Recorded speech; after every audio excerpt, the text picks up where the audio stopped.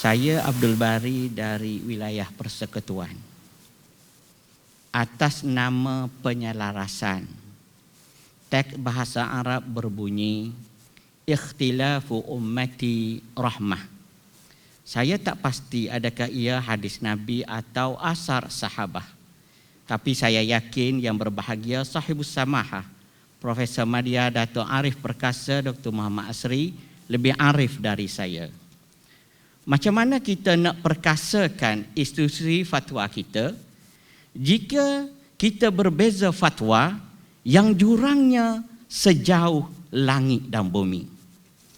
Maksud saya, pengalaman di wilayah Persekutuan, jika kami ditanya seseorang berzina kemudian berkahwin, selepas 3 bulan kahwin dapat anak lelaki, dan kemudian selepas 2 tahun dapat anak perempuan, si ayah mati.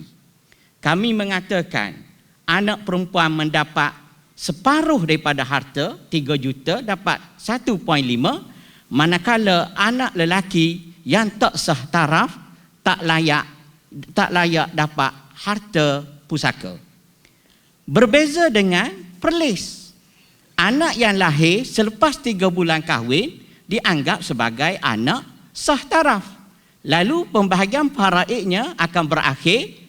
Anak lelaki yang tak sah taraf akan dapat 2 juta, anak perempuan akan mendapat 1 juta. Fatwa yang berbeza mempunyai implikasi yang besar. Maslahat mana yang patut kita ambil?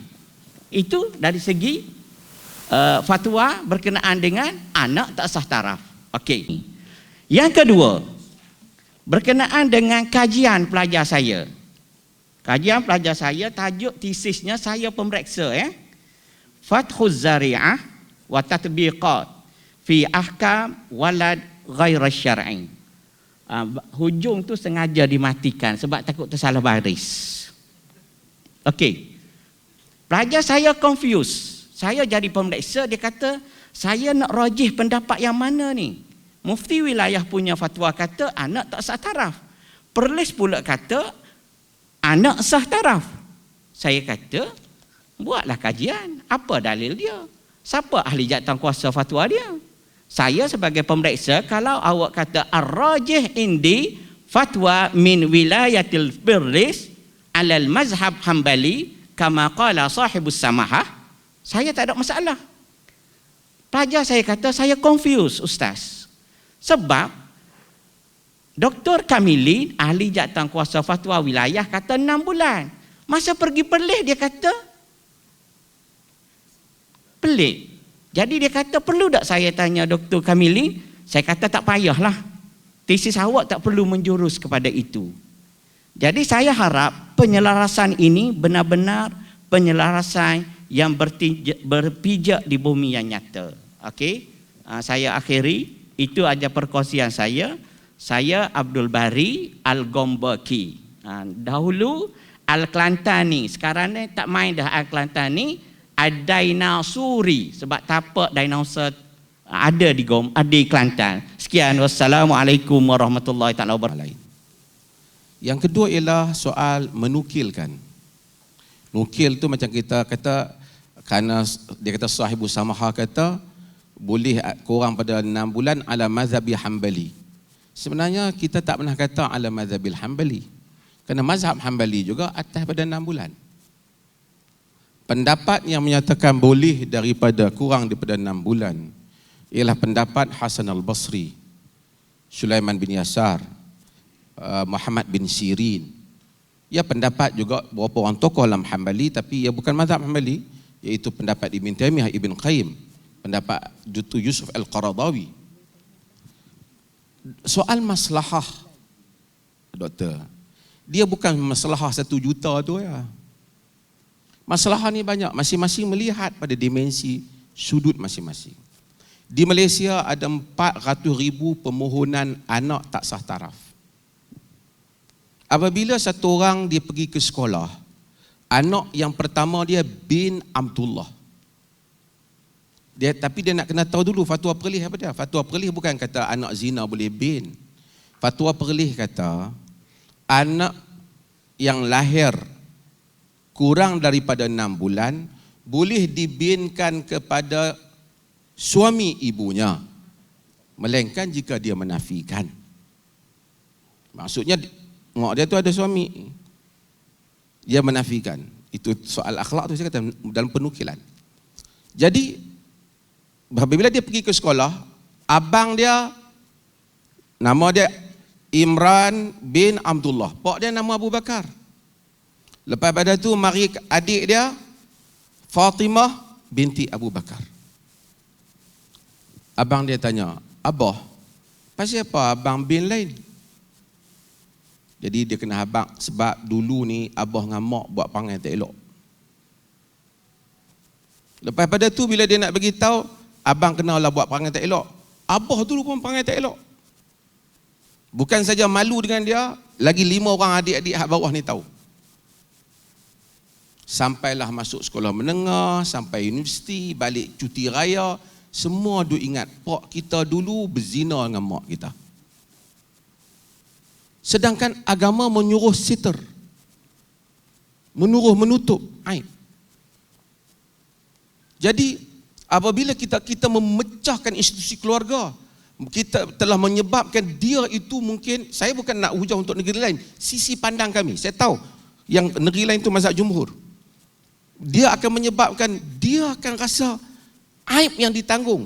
Saya ada dialog dengan ketua wanita-wanita UMNO seluruh Malaysia beberapa tahun yang dulu, dan mereka salah seorang daripada wilayah mencerita pada saya bahawasanya dia kenal satu orang yang telah menukar berulang-ulang sekolah kerana malu anak dia yang pertama bin Abdullah. Kita menutup harapan untuk seseorang menjadi baik. Pak dia pergi 7 kali pergi Mekah pun balik, tu dia pergi Mekah 7 kali. Anak hak sulung tu anak zina. Dan kita melihat banyak lagi. Kaul yang kita pegang bukan kaul yang tidak ada di kalangan ulama. Al-Hafiz Ibn Hajar Al-Asqalani menyebut kaul itu di dalam Fathul Bari. Al-Imam Al-Qurtubi menyebutnya di dalam tafsir Al-Qurtubi. Tak apalah, kita berbeza pandangan, tapi tak ada orang bergaduh. Penyelesaian macam mana, Tuan Syekh, penyelesaian dia, kalau dia kes itu dibicarakan di Perlis, dia biar di Perlis lah. Kalau dibicarakan di Selangor ataupun dibicarakan di wilayah, dia bicara kami, dia ikut hal itu. Kalau pak dia itu tak mau bicara, dia nak ikut mazhab Syafi'i ataupun Hanbali, dia tak mau binkan anak dia itu dengan diri dia, dia boleh tak payah binkan. Ini urusan mahkamah. Keputusan hakim memutuskan khilaf. Yang penting ialah apabila kita membakar sentimen di kalangan rakyat. Keluasan ini kita lihat pada 400,000 yang melaporkan kepada pihak pendaftar, yang akan suffer, yang akan diingati dalam sejarah hidup 400 keluarga, 400,000 keluarga, bapak dia penzina. Sedangkan ruang kemaafan dan penutupan agama beri, walaupun kaul ini yang disebut oleh Syekh Mustafa Zarqa, kata di kemungkinan satu kaul itu yang dianggap kuat pada satu zaman menjadi dhaif pada zaman yang lain disebabkan perubahan manusia, keperluan, fasadnya masyarakat. Kaul yang dianggap dhaif pada satu zaman menjadi kaul yang kuat pada zaman yang lain. Akhir, at the end of the day, ini adalah perkara khilaf. Saya belum pernah mendengar satu orang pergi tumbuk satu orang pasal kes ni. Tapi khilaf politik tumbuk ramai dah. So kita sebagai orang berilmu, jangan jadikan, don't exaggerate these differences supaya orang menganggap kita dah kalut dah. Dalam dunia Islam, saya sebut, dalam mazhab Imam Malik, dalam mazhab Syafi'i, baca bismillah wajib, Fatihah tak baca tidak sah. Guru dia Imam Malik kata baca bismillah bagi Fatihah makruh. Tak pernah orang kata teruklah Syafi'i telah tak sahkan semayang guru dia. Orang tak kata. Itu adalah ijtihad dalam kerangkanya. So kita itu fatwa ini soal kematangan dan kebijaksanaan kita dalam menguruskan perbedaan. Terima kasih.